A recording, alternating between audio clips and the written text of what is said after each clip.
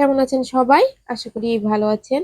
তো আজকে শনিবারের ভিডিও ছিল এটা। শনিবারে সকালে ঘুম থেকে ওঠার পরে তো ভিডিও আর করা হয় নাই। চা নাস্তা খেয়ে ঘর-দরজা কাজ শেষ করে দুপুরে রান্নার কাজে চলে এসেছি।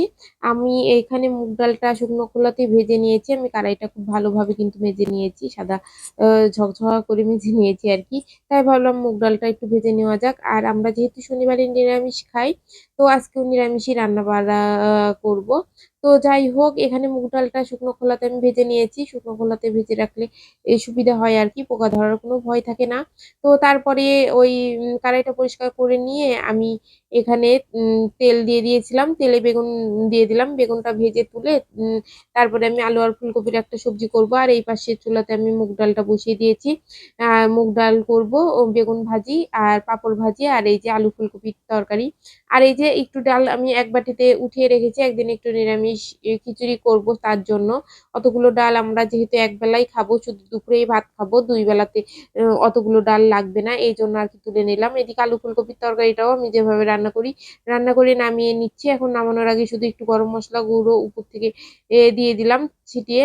তারপরে এই যে এখন আমি এই ডালটা সম্বারে দিয়ে নিবো। তাহলে আমার দুপুরের রান্নাটা শেষ হয়ে যাবে আরকি। তো এই যে ডালে আমি জিরা, তেজপাতা, তারপরে ছোট এলাচ, গরম মসলা সবকিছু ফোড়নে দিয়ে আমি ডালটা এই যে করে নিয়েছি। ডালটার কালারটা কিন্তু বেশ সুন্দর এসেছে, দেখতেই পাচ্ছেন। খুব সুন্দর হয়েছে ডালের কালারটা। তো যাই হোক, এই যে ডালটা এখানে আমি ছাঁকা দিয়ে নিলাম। নিয়ে এটা রাতের বেলা ছিল, সন্ধ্যার ভিডিও ছিল। সন্ধ্যাতে আমি কয়েকটা লুচি ভেজে নিবো আরকি। তার জন্য আমি লুচির ময়দাটা মথে নিচ্ছি। এই যে লুচির আটাটা আমি ভালোভাবে মথে একটু ১০ মিনিটের জন্য রেস্টে রেখে দিব। আর আজকে আমি একটু অন্য স্টাইলের লুচিটা ভাজবো আরকি। এইজন্য দেখি কি কেমন হয় আরকি। একটু বড়, বড় করে এই যে লেচি কেটে নিয়েছি। নিয়ে আমি এটা কেটে ৩ কোনা সাইজের লুচি ভাজবো আজকে। এইরকমই ইচ্ছা আছে। দেখি কেমন হয়। ফুলবে কিনা তাও জানি না। তো দেখা যাক কেমন হয় আরকি। এই যে কেটে নিলাম। বড় একটা লুচির মতো বেলে নিয়েছি। বেলে নেবার পরে চাকুর সাহায্যে এই যে কেটে নিলাম। নিয়ে ২ দিকে ২ পাশ থেকে কেটে নিয়ে এই যে ৩ কোনা হয়ে গেল। এটা বেলতেও সুবিধা, আবার তাড়াতাড়িও হচ্ছে দেখলাম। তো এই যে এই আরেকটা বেলে নিয়েছি। নিয়ে এই যে এখন ভাজা শুরু করে দিব। তো দেখি কেমন হয়, ফুলে নাকি দেখেন। এই যে খুব সুন্দর ফুলেছিল আরকি। এই যে তেলটা গরম করে নেবার পরে আমি লুচিটা দিয়ে দিলাম। দিয়ে দেখেন এই তো ফুলে উঠেছে কত সুন্দর ফুলকো, ফুলকো লুচি।